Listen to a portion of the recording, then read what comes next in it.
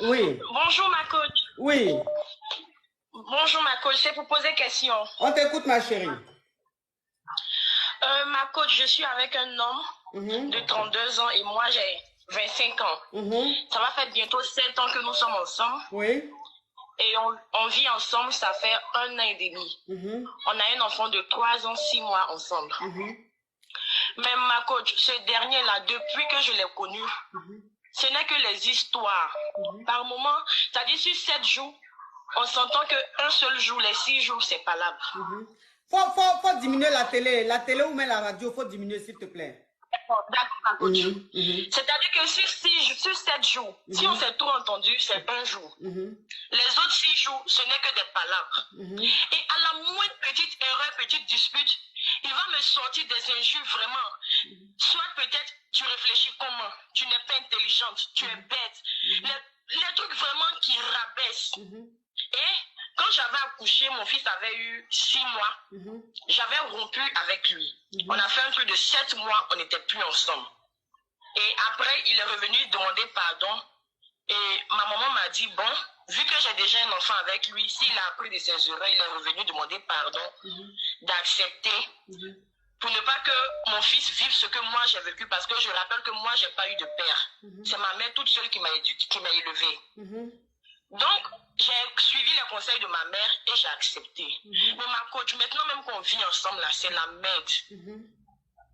C'est la cata même. C'est-à-dire que dans la maison, on ne peut pas faire une journée où on va terminer la nuit et puis on est heureux. Tout le temps palable.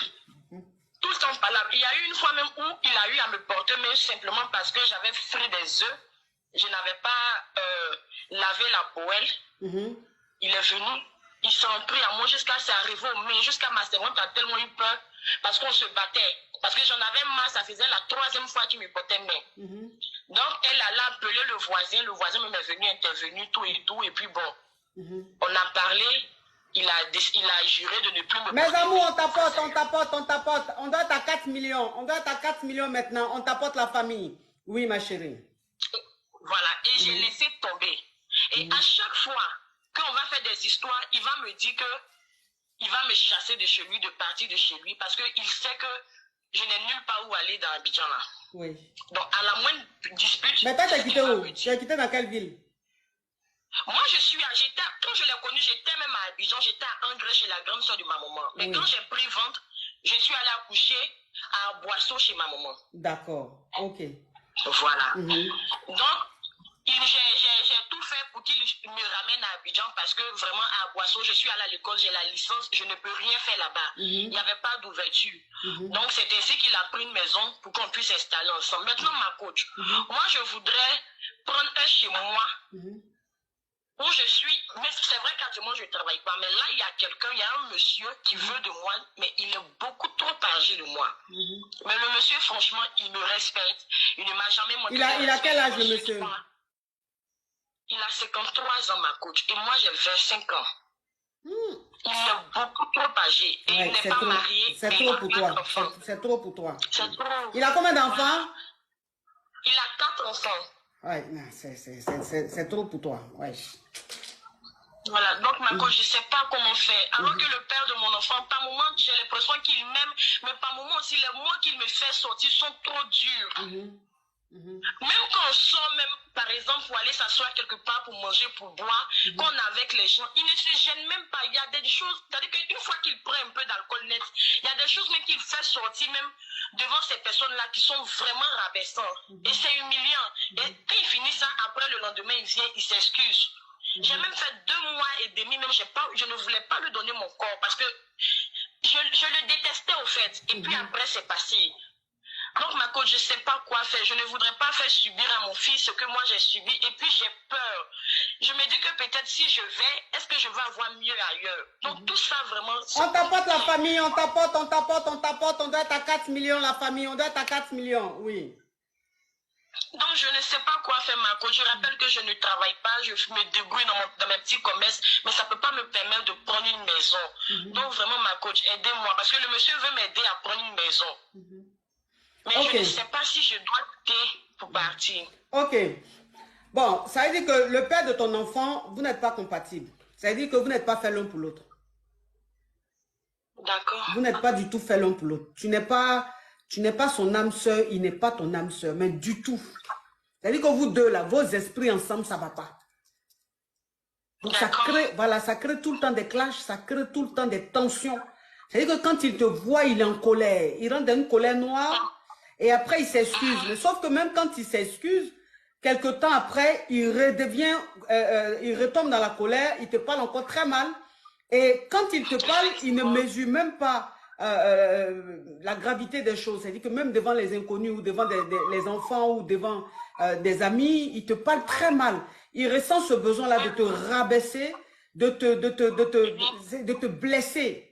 Tu vois, parce qu'il y a une colère, voilà, il y a une colère en lui quand il est avec toi. Ça, c'est quand deux personnes ne sont pas compatibles. Quand deux, c'est-à-dire vos âmes ne vont pas ensemble, vos esprits ne vont pas ensemble. Ta maman, elle t'a dit de rester avec lui. Malheureusement, en Afrique, c'est le défaut des mamans. C'est-à-dire qu'elles ont tellement envie de dire ma fille est mariée, que même si c'est un loup, même si c'est un monstre, il faut aller vivre avec lui. Tant que tu es mariée, elle, ce qui se passe, elles s'en foutent.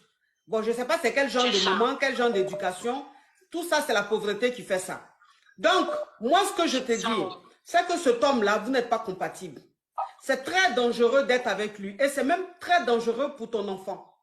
Parce que ton enfant, qui est en train de grandir, qui a besoin d'un modèle, à chaque fois, il voit son père te parler très mal. Il voit son père te battre. Il voit son père te rabaisser. Tu vois? Et c'est un garçon. C'est un garçon. Vous me prenez pour parler. À un moment, excuse-moi, je ne vous coupe pas, mais à un moment, quand l'enfant est en train de faire une bêtise et que je viens, je lui dis arrête, sinon je vais te chicoter. Il me dit si tu cries sur moi encore, maman, je vais dire à mon papa. Il dit tu vas dire à ton papa il va faire quoi? Tu fais une bêtise, je te parle, tu dis tu vas dire à ton papa. Il me dit mon papa va crier sur toi, tu vas pleurer encore. Vous voyez ma coach? Ça veut dire que voilà, ça veut dire que c'est très grave. C'est-à-dire, vous êtes arrivé à un point où même ton enfant n'a pas de considération pour toi. C'est-à-dire que tellement que le père de ton enfant te banalise, l'enfant pour lui c'est une normalité. C'est-à-dire l'enfant il est inconscient, il ne sait même pas ce qu'il fait. Mais comme il voit ça, c'est pour ça que je parlais de modèle. Comme il voit son papa te rabaisser à chaque fois, ça fait que l'enfant te rabaisse sans même savoir que ça te blesse. Tu vois, donc vous donnez une mauvaise éducation à cet enfant-là. C'est un garçon. Vous lui donnez une mauvaise éducation. Donc moi, ce que je te conseillerais, c'est de retourner... Ma chérie, je ne sais pas où tu es, mais ça fait trop de bruit. Tiens. Oui, ma coach, je me déplace. Oui. Je me déplace. Voilà. Tu comprends un peu? Donc moi, ce que je te conseillerais, c'est de retourner en famille. C'est de retourner en famille. Parce que tu ne peux pas rester dans un foyer pareil. Ça, ce n'est pas un foyer. C'est du n'importe quoi. Et je te dis, ce monsieur, si tu restes avec lui, le jour qu'il va tomber sur la femme qu'il aime vraiment, il va t'abandonner.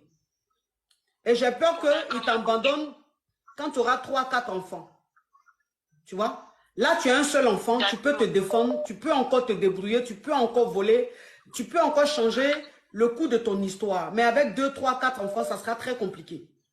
Donc, je te conseillerais de rentrer en famille. Il faut retourner en famille. Prends ton enfant, retourne en famille.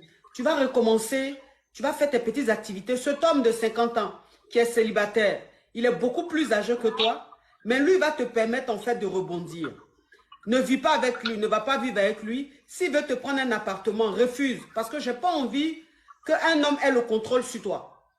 Parce que cet homme-là, il est beaucoup plus âgé que toi et tu ne vas pas rester avec lui. Donc, ça ne sert à rien qu'il ait une pression sur toi. C'est-à-dire, ça ne sert à rien que tu dépendes de lui.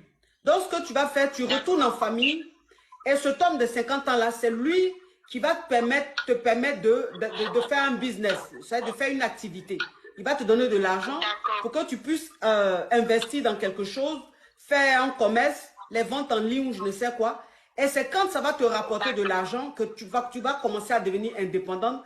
Quand ce moment-là, tu vas prendre un appartement, un studio ou bien, je ne sais pas, une chambre-salon pour rester avec ton enfant.